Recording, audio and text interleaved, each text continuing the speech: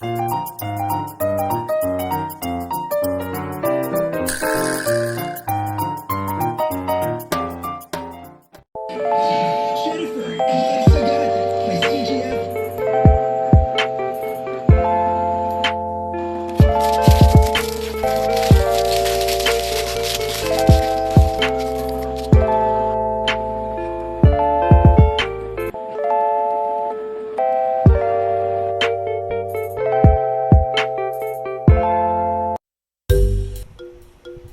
good evening everyone. My name is Adeline Almiranda, the representative of Group 4.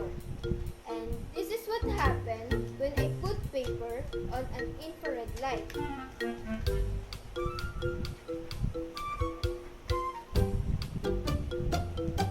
So, as you can see, the infrared light can still pass through the paper.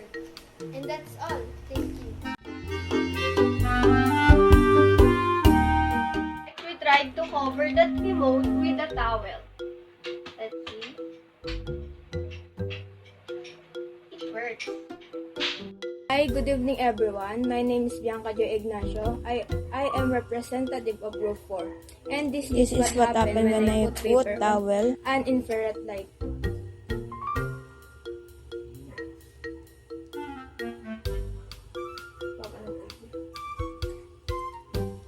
As you can see, the infrared light can still pass to the towel.